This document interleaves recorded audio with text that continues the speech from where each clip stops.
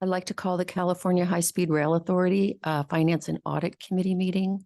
Are you ready, Jim? Okay, call to order. Will you please call the roll? Thank you. Yeah, thank you. Vice Chair Miller, Here. Director Gometti, Present. Chair Richards, Director Camacho. Here. Madam Chair, we have a quorum. Thank you. Will you read the instructions for potential Yes. public? Thank you, Madam Chair. Good morning, everybody. Before we begin the comment for today's California High-Speed Rail Finance and Audit Committee meeting, I would like to go over some important information for members of the public who have joined us via Zoom and wish to comment. Please use the raise your hand feature in the bottom of your screen, or if you are dialing in by phone, pressing the number 2 will raise your hand and put you into the queue. Speakers will be called upon in the order that their hands are raised. Once you are in the queue and your name is called, please click the prompt in the screen to allow the microphone to be unmuted. If you are joining by phone, we will call on you by the last 4 of your phone number. At that point, you will hear a message as your phone is being unmuted. If you're joining us in person, we'll be calling on you in the order that you've turned in your card. Each speaker will be given 2 minutes to speak. I will remind you when you have 15 seconds remaining. When it is your turn to speak, please slowly and clearly say your first and last name, and if applicable, state the organization you are representing.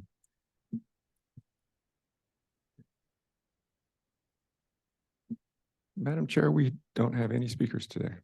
Thank you. We'll go to agenda item number 1, consider approving the minutes. So moved. Second.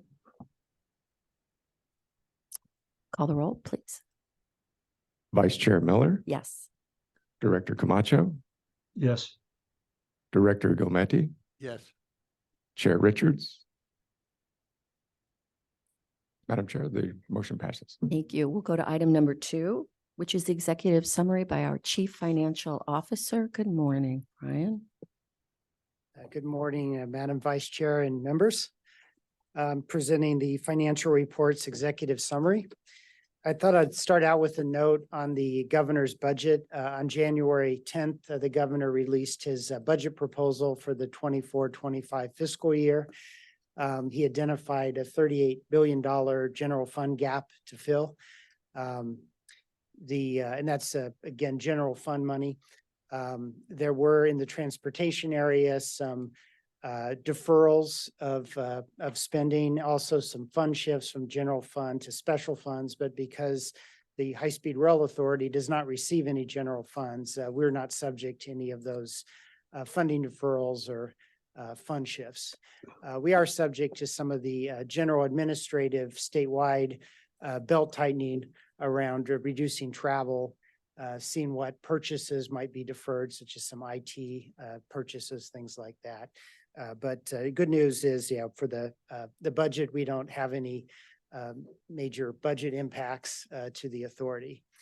We did submit as part of our governor's budget proposal 2 what's called BCPs or budget change proposals. So as we go through the financial report, I'll touch on those a bit in the relevant areas. So if we can go to the next page, page 2. We start with an accounts payable and aging and disputes report. We have another record here achieved with now over 82 months without a prompt payment penalty, meaning we're paying our bills on time. By that threshold, we do note that there were 2 what's called aged invoices totaling $124 in November. Those were a couple actually FedEx payments that were misrouted internally and didn't get to accounting for payment, but those didn't reach the threshold for a payment penalty. So we continue our good record there. Yes. Yeah, Brian, this is Ernie Camacho. Could you explain what the dispute summary is then? Sure. So the dispute summary is when invoices are submitted by the contractors. If we disagree with the appropriateness of one of their or part of their invoice, it's disputed. And so we don't pay any disputed amounts when we pay the invoice, but we pay the undisputed amounts. And then those disputed amounts are further discussed with the contractors, and ultimately agreement that, you know, to withdraw that, or agreement that now it's appropriate to pay. Do we pay out of sequence if in fact, hypothetically, if invoice number 4 is being disputed and it's not adjudicated within 30 days or something, and invoice number 5 or 6 come in, do we pay out of sequence? Well, I think short answer is yes. We would, for the first invoice in your example, I think it was 4, we would pay the undisputed amount of invoice 4 within the timeline Okay. required. And then Okay. that would not delay the subsequent invoice payments. Okay, thank you. And as the Director Camacho mentioned, dispute summary there, we show 132 million in disputes. As we've said over the last couple of years, most of our disputes are with Dragados Flatiron, because they tend to submit some invoiced work where a change order is pending, and we want to be able to pay for work before it's that scope is added to a change order. And for most other areas, contractors follow the standard practice to, not submit scope that's not eligible for payment yet. But that did fall a little bit month over month because of some change orders that were executed in the month of November. So that dispute fell from 194 million to 132 million. At the bottom of the page, we list our current cash balances. Overall, we have about 3 billion of cash. Prop 1A at about 270 million. Cap and trade at about 2.7 billion. And we note with cap and trade that balance does not yet reflect the November cap and trade auction, which was we expect will bring in about $356 million. So that's still pending. Will probably be reflected in cash at the next board meeting. Lastly, we have a rail property management fund at about 12 million. These are funds that come in from property related revenues. And so these are lease payments on properties that the authority owns that may still have a tenant. And it also receives funds from any sale of excess parcels.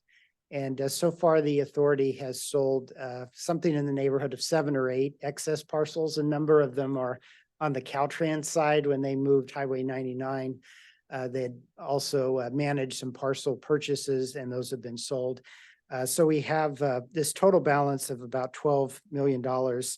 And in the governor's budget, we have a new proposal to appropriate $6 million out of this to use that proceeds from excess parcel sales to buy new parcels, or for new cost related to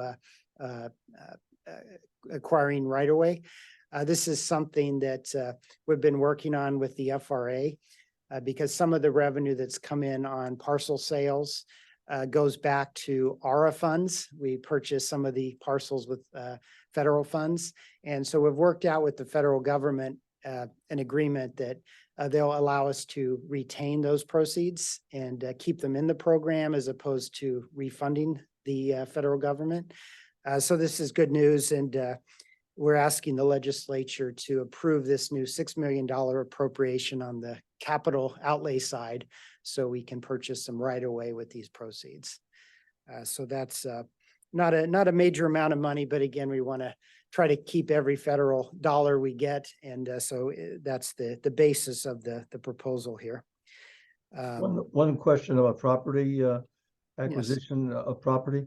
During the acquisition period on right of way, when we were buying pieces of property, I suspect that we bought excess property which is used for staging, and now the construction starts and has gone through that area, that property is going to be maybe considered to be surplus. Are we going to be selling those properties?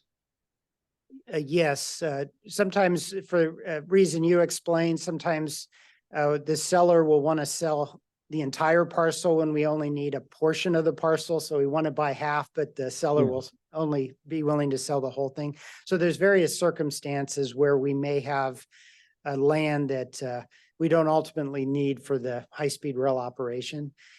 We are, I think, can speak for Dennis, say we've been conservative in sales because we want to make absolutely certain we don't need the parcel for any high-speed rail operations. So we've been, haven't been selling a lot. We want to make sure we don't need it for a track connection with the freight line or something like that for tracking systems. So we haven't sold a huge number of parcels, but ultimately, once we move a little further in the project and have full certainty over what we need and don't need, Dennis will be selling more parcels and we'll see some amount of revenue come back in from those parcel sales. So we will be able to anticipate some type of revenue to come back to the authority at some point.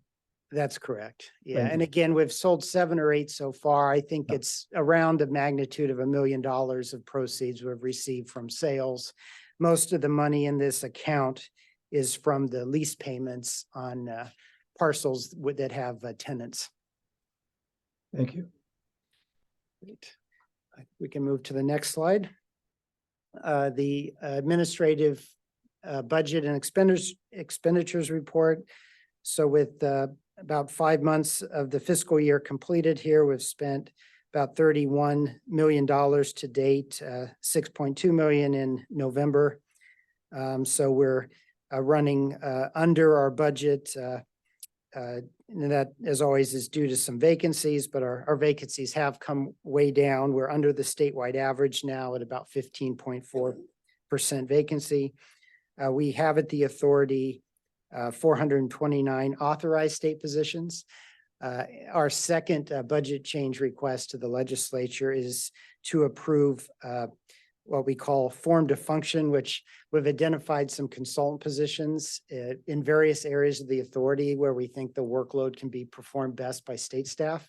So we're proposing to eliminate 62 consultant positions and hire 67 new state staff.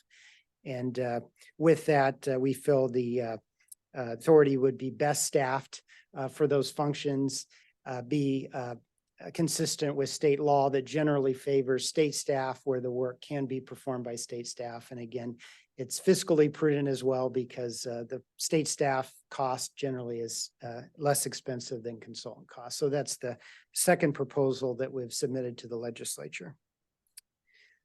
Next slide, please. So our capital outlay report for the month, the total monthly expenditures in November were $186.4 million. Looking specifically at design build contract expenditures, those totaled 157 million of that total. CP1 was about 24 million. CP23 was 125 million and CP4 was about 8 million. CP23 was higher than average due to a couple issues. There was a insurance payment of 25 million. That's part of that. And also there was a interim change order for Conejo Viaduct that I think was reported in last board meeting's CEO report. And that was again 22 million. So that explains the higher than average amount for CP23. I will note as we look at the fiscal year, we're 5 months in. So that's about 42% of the fiscal year completed. Our expenditures are actually running a little higher than our fiscal year budget. So with, again, 42% of the fiscal year completed, we've spent about 45% of our fiscal year budget, which is unusual. Usually at this time of year, we're significantly under our budget. And again, this was due to some direction from the board to try to get much closer in our budget estimates and actual expenditures. So we did come down with our forecast and now we're running a little bit above it. So we'll continue to monitor that in the coming months. I do think December was a little lower than average. It typically is. So we'll continue to monitor our capital expenditures and if needed, come back to the full board and ask for a higher level for the fiscal year budget. Next slide, please. So total project expenditures running around $12 billion. As we look to the bottom of this chart or page, we have some updates in our federal funding. We've added here the CRISI grant, $202 million that was received, I believe, in November. And then in the footnote here, of course, we note the very large grant we got in December. It's not in the table itself because table just covers through November, but we did receive that very large $3.1 billion federal state partnership grant from the federal government. And that gets discussed in more detail in the full board as well. Brian, is that a lump sum or do we draw down on that? We draw down, yeah, that all federal grants for the most part are reimbursement based. So we'll, as we incur expenses, we'll first pay the invoice with state funds and then we'll submit the invoice to the federal government. And with this new grant, it's 80% federal funding, 20% state match. So that's a significant federal share. Thank you. Next slide, please. Contracts and expenditures report. We're fairly similar month over month here. We have 201 active contracts, same as last month. The total value of active contracts about $12.4 billion. The increase we had month over month in value of contracts was driven by some change orders in CP23. I think it was the Tule River Viaduct change order that bumped that up a bit. At the bottom of the page, we show in our new format the small business utilization targets. Again, fairly similar month over month in those statistics. Next slide, please. So contingency summary.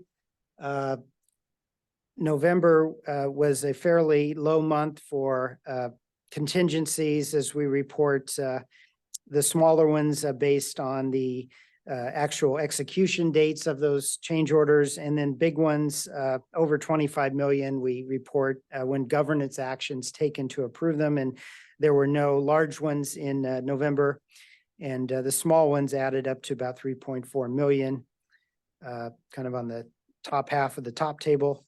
So our remaining CP specific contingency for the three CPs are about 1.3 billion. And then we also display other contingencies, such as our unallocated contingency at 410 million, et cetera. So again, fairly unchanged. Next slide. Lastly, let's see, do we have a next slide? There we go. So this is our preliminary report data that's going to be in the February board material. The month of December is added here with preliminary numbers.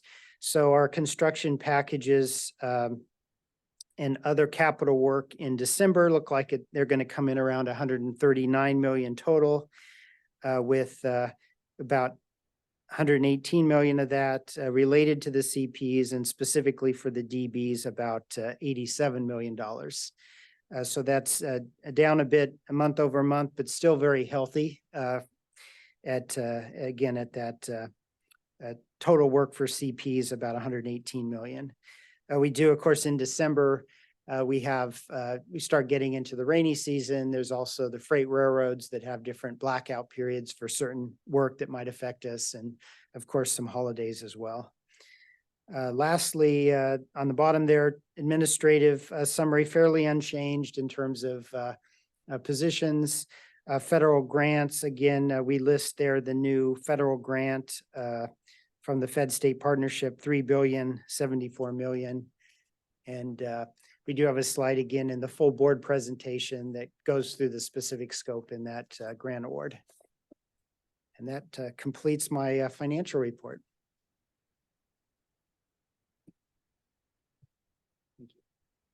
Any questions for Mr. Annis? I just want to say thank you. The construction numbers are fabulous. So we're very pleased, the team. Thank you. I know you've worked really hard to get us here. Okay, item number, we on 3? Central Valley update. Good morning, Vice Chair Miller and F&A committee members. This morning, I'm going to take you through the Central Valley Status Report for the month of November. So, next slide, please. So in terms of construction, as Brian said earlier, it was a good month. It was 157 million in contractors' expenditures. That was made up of CP1, which was 23 million, CP23, which was 125 million, and CP4, which was 7 million. In terms of change orders, we executed 13 change orders for a total of 76 million in the month of November. In terms of risk contingency, our balance of risk contingency is at 1.3 billion. In terms of construction labor, we had a strong month in November. We had 1,492 construction workers on site. That was the highest month since the start of the program. Next slide, please. Daniel, Yes, Ernie. how do we look, going back to your first slide again? The CP1, the expenditures are 23.9 and CP23 125. What is the significance in terms of the lack of activity in CP1 compared to 23? So there's some exceptional change orders issued on CP23, as Brian said earlier. We had change orders for bonds, insurances, and we had a catch-up change order as well for Conejo. And CP1 actually has had some good billing months previously, so it was just a bit of a slowdown because of the railroad moratorium, but that will pick up in January and February. So Daniel, how much? So how much of 2.3 is actual construction as opposed to the change orders from the past? Approximately 50 million. Okay, thank you. I just add to that, Daniel, that the flash report indicates that CP1 construction goes up about 9 million next month. So, yeah. Thank you. Okay, next slide, please. Okay, in terms of construction progress, we've got our structures. We got 78 structures either underway or in construction. Of these, 33 are underway, 45 completed. We did add 2 new structures during the month of November. We opened up Lakeland and Cold Slough. These were 2 structures that we started in the CP23 section. And we also opened up to Traffic Avenue 9 on the CP1 section. In terms of guideway, we've got 91 miles of guideway in construction or complete. Of these, 35 are in construction, 56 are complete. Utilities. So we have been working hard on utilities, and we got 67% of all utilities now relocated, another 16% in progress. So that's 83% of all utilities that are either completed or in progress. We had a very good month in November. There was 46 utilities relocated. And I'm going to talk a little bit more later about utilities, and I will tell you what we achieved for the whole year in a slide in a few moments. Daniel, Yes. on the 316 that are not started, are they all located in one place where? No, they're distributed between CP1 and CP23. So there's a lot of them in the city of Fresno, which is densely populated, I would say, with utilities. Are we getting close to getting them started? This year, we will get a proportion of those started, but not all of them. Some of them are, we have to work through a sequence of activities as well. We've got quite a few in the Jensen Trench and the Fresno Trench. And for example, at Church Avenue, we have about 25 utilities there, and we're working through them in sequence because they're at various levels, and we've got to do water, electric, and gas in sequence. Do you So think we'll get sometimes half of them started, 50% of them? I think we will probably start slightly less than 50% of them in 2024. Okay, thank you. Okay, you're welcome. Okay, in terms of right away, right away, we delivered one parcel in the month of November. And we have in total delivered now 2,259 parcels out of a total of 2,294. Next slide, please. And before we go on, I Yes. see Dennis sitting in the audience. Yes. Are we gonna finish the right of way this year? Well, I think I can answer that even before Dennis gets up. The answer is no. But Dennis, you might want to amplify that. You Great might question. elaborate on that, Dennis. Yeah, great question. I think what we found is that all of these go in sequence, right? So if a design changes, then we have to start that process over. But what we're finding is that a lot of these will get done this year, but there are items within the schedule that are slated for 2025 as well. Approximately how many will we have left at the end of 24? I don't know that number offhand, but currently we're right around 30 at the end of the year. So we only have about 30 left. Okay, thank you. Yeah. Okay, next slide, please. Okay, in terms of project development, we're addressing all the comments we received on the Palmdale to Burbank EIR and EIS, and that will be coming to the board in the near future for final approval. In terms of project development, we are advancing design on the two extensions, the Merced extension and the Bakersfield extension. And there's an item on the main board to propose to go to detailed design for the Merced extension. Next slide, please. Okay, so this slide shows the histogram of contractors' expenditures. As you can see, November was a very strong month again. And overall for the year, and I've got the preliminary figures for December, overall for the year, we completed expenditures for the contractors of 1.234 billion. So it's a very lucky number, 1234, which is the highest execution of work since the program started. Next slide, please. Okay, this slide shows the drawdown of the risk contingency. We are projecting a risk contingency balance of 1.1 billion by the end of February. Next slide, please. Okay, this slide shows the trend line of construction labor. As you can see, the trend has been quite positive for the last year. And when we see the preliminary figures for December as well, the numbers held up very well in December, considering we have a railroad moratorium and the holiday period. Next slide, please. Okay, this slide, the top line shows the guideway. So the guideway is, we're advancing the guideway, as I said. In terms of the orange line, we did open up 2 new structures to construction. That was Cold Slough and Lakeland. So that's positive. And we did open up Avenue 9 in the CP1 package to traffic in November. Next slide, please.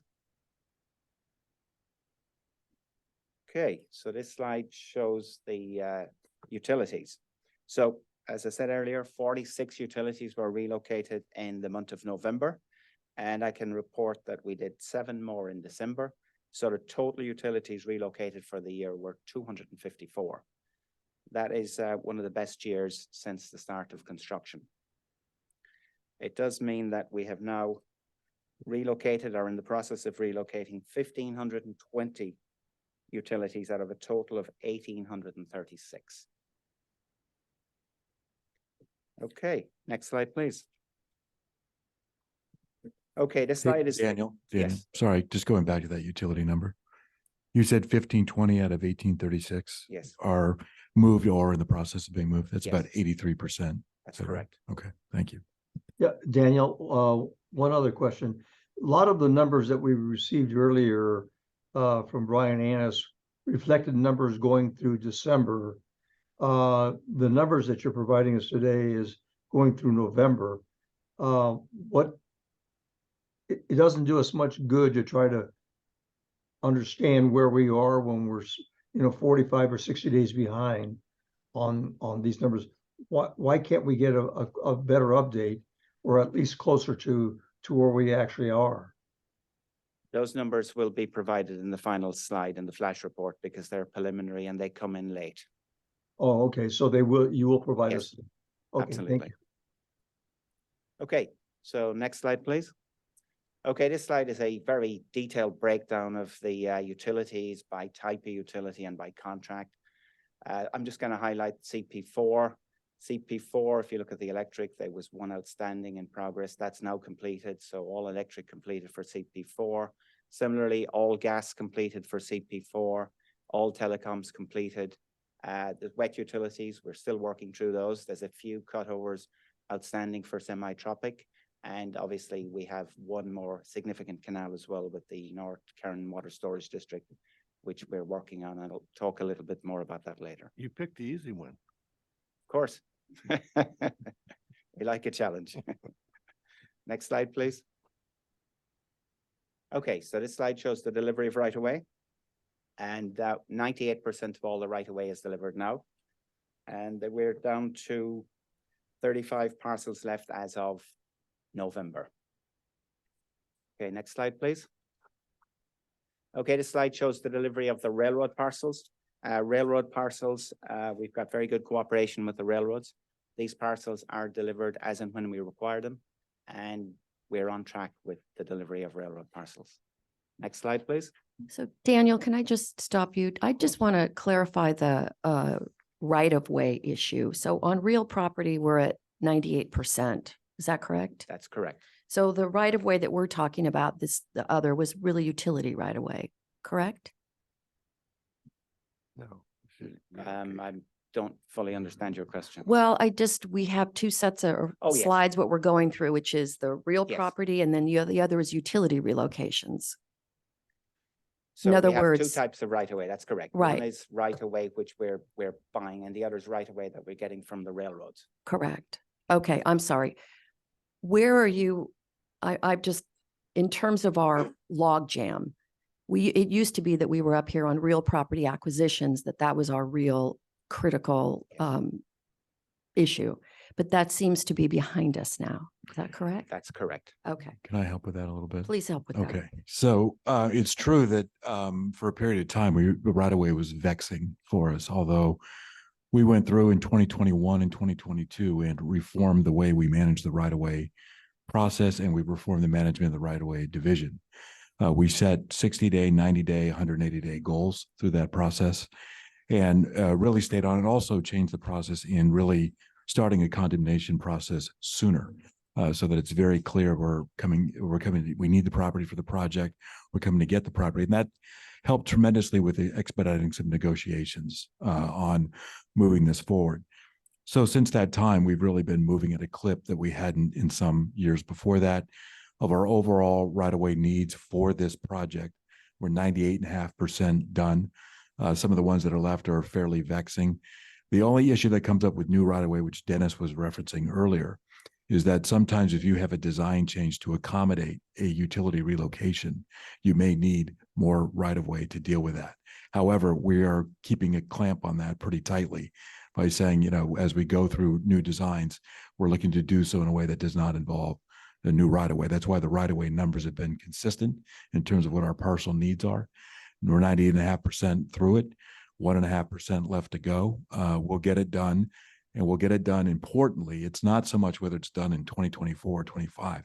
It's whether it's done to meet our construction schedule. And we're all driving toward that objective. And so that's where we are. Thank you. Next slide, please. Okay, so this slide shows the earned value for CP1. So this shows a scheduled performance indicator of 0.99, which is good. And we are tracking for completion to schedule at the moment. As long as we stay above the yellow dotted line, we're on track for completion in 2026. Next slide, please. Okay, this is our long-serving CP4 earned value curve, which is coming to the end of its useful life. So CP4 is, as of January, we are working with the contractor to define substantial completion. All works are completed here, barring a 400-foot section, which we have land rights issues with the North Kern Water Storage District. CEO Kelly and Chair Richards are meeting with the president of the Water Storage District on the 6th of February to try to resolve these issues. So everything is completed. We're just working through a punch list now, and the job will be finally complete in March, barring this 400-foot section.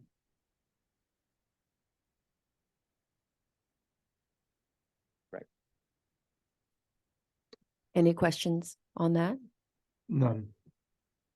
Thank you, Daniel. Okay, and we Thank go you, to the Dan. final slide.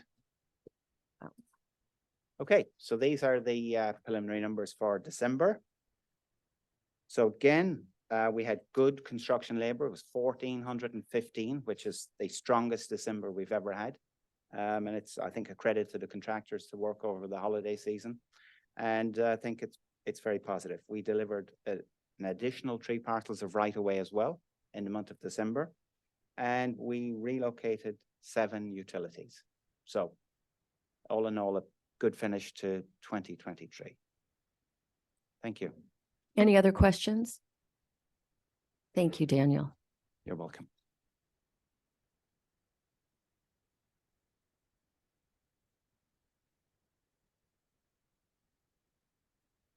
That concludes our agenda, and F&A committee is now adjourned. Thank you.